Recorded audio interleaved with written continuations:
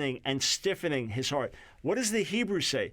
What's the chronology? Well, let's take a look in Exodus chapter 4, verse 21. God speaking to Moses, and there we read, the Lord said to Moses, when you go back to Egypt, see that you do before Pharaoh all the miracles that I've put in your power, but I will harden his heart so that he will not let the people go.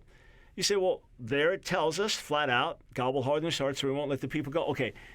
If we go back to the 3rd chapter, I'm looking at verse 19, look it up, you see that God tells Moses, this is the 3rd chapter, so before what we just read, God tells him, I'm sure that the king of Egypt, I'm sure that Pharaoh will not let you go.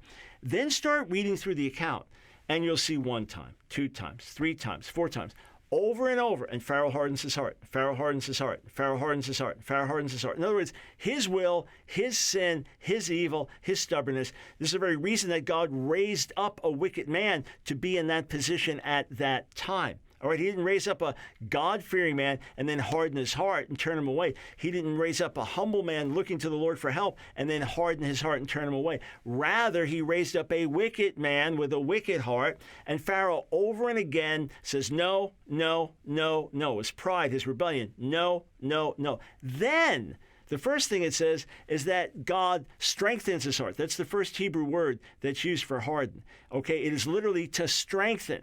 So God now, as Pharaoh's reaping what he sows and God's bringing judgment on him, he's strengthening him in his own sinful resolve. And then the next one is making his heart heavy in that sense. And then the last one, he's making it harsh or hard. In other words, there is a progression.